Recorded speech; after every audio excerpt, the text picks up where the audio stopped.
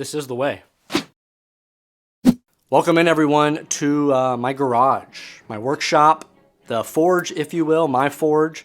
My name is Avery, Antihero Comics on the channel, and as a little side series, besides comic books, because I am a big Star Wars nerd as well, I wanted to kind of take you along the journey because I'm making my very first Mandalorian armor kit cosplay. So I figured that I'd like to make these quick little progress video updates and kind of take you along the journey with me because I'm just kind of starting out myself. I'm getting my feet wet in this whole thing. I'm taking you on the trip with me from the very beginning because that's where I'm personally at. From gathering, prepping, to eventually completing everything. So you can wear it.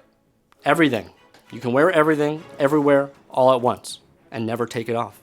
This is the way. So I am a complete novice when it comes to this stuff. I'm not a big crafter. I've never cosplayed before, besides one time at Anime Expo, and it was the cheapest cosplay I've ever seen in my entire life, which isn't a problem, but now we're just diving into the rabbit hole right away. So like I said, complete novice, but through the power of friendship, because that got me into this, and Etsy, you too can make your own Mandalorian armor. Speaking of friendship, that's kind of how I got started in all this. My good friend Nick, Berserker Barrage on Instagram, I met him and he was showing off his kit down the line. Like a year after I met him, he was kind of building it, in the process of building it for Los Angeles Comic Con, and I just was obsessed. I was just like, I gotta start doing that. This wonderful community of Mandalorian armor builders, they're so fun. One of the most fun groups I've ever been a part of, and they really make it worth it throughout the whole entire process. They're so helpful, so respectful, so complimentary.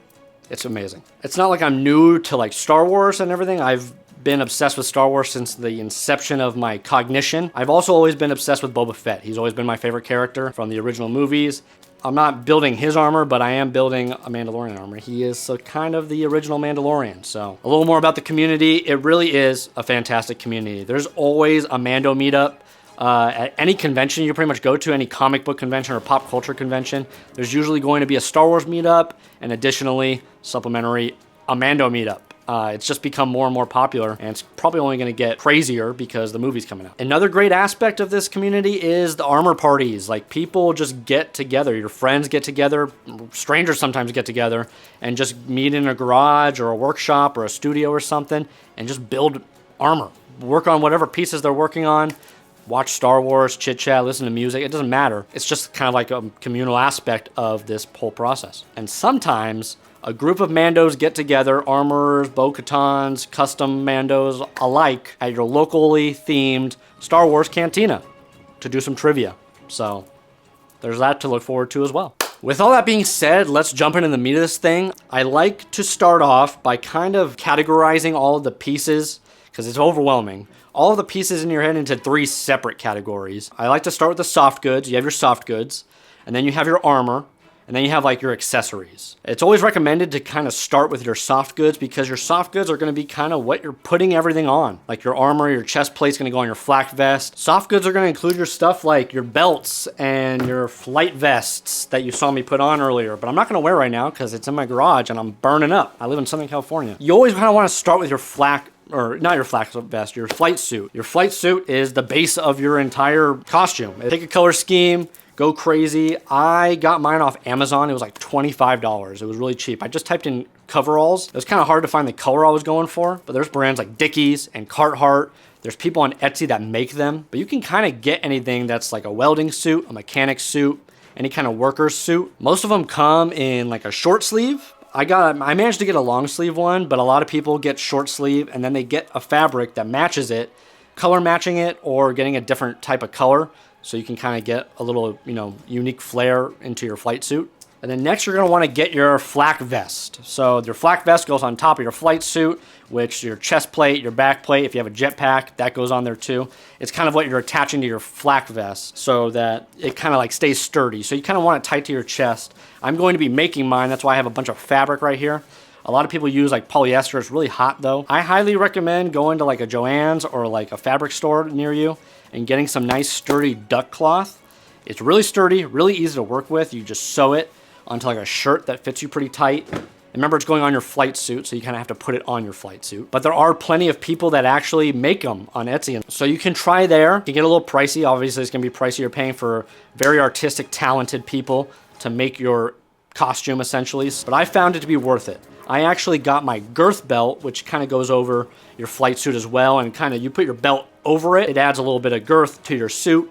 That's why it's called a girth belt. And I actually had my main through someone on Etsy, Laurent's Closet. Very talented, very, very talented. It's a nice, thick duck cloth again, and it actually matches the color perfectly. I did not plan that. So some other soft goods that you're gonna wanna pick up are gonna be your like gloves, your boots, shoes, whatever you're gonna use. Or in Nick's case, he uses Crocs. Well, he's gonna start using Crocs. That's his dirty little secret. Not a little secret anymore, bud, but he's gonna go for the fashionably comfortable. Your mileage may vary. Do whatever you like. Find whatever you like.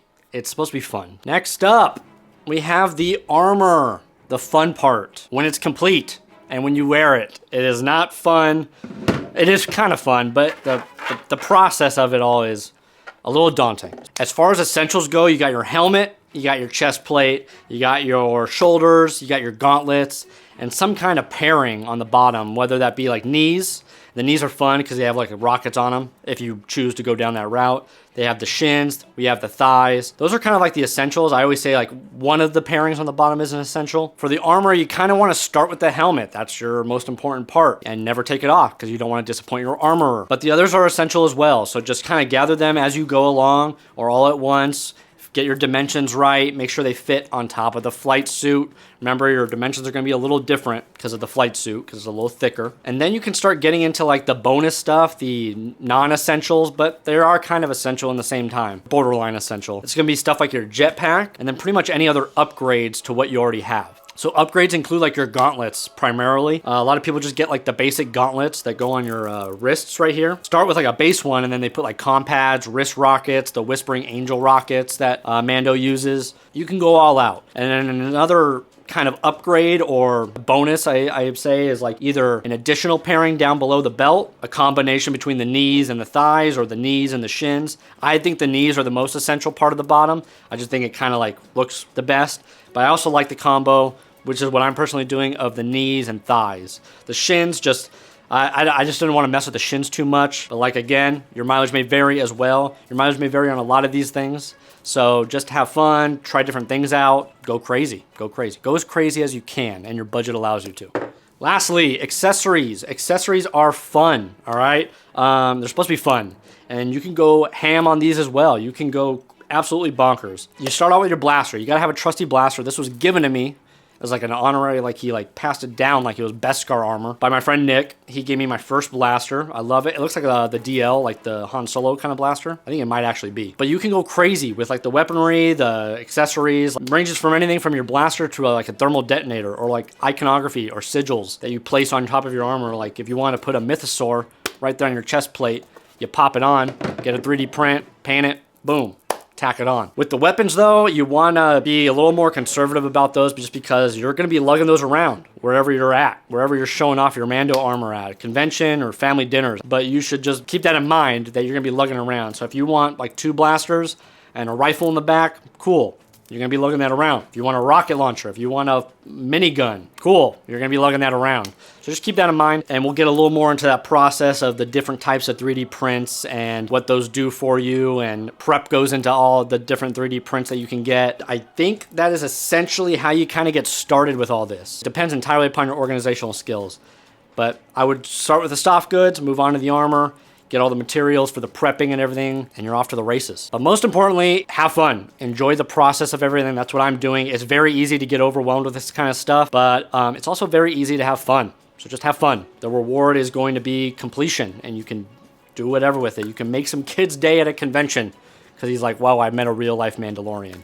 And he's gonna love yours, he's gonna love mine, he's gonna love everybody else's, and everybody's gonna love each other. So like I said, the reward is completion. I can feel it in my Beskar bones that it's going to be worth it. But next episode, we will be getting into the actual process of refining all of our armor, get into the sanding process. So follow me along on the journey. If you have any tips and tricks, comment them down below. I'm always welcome to hearing everything, and we will take over Mandalore together on this journey. So next time on Only Mando, I'm Avery. Out!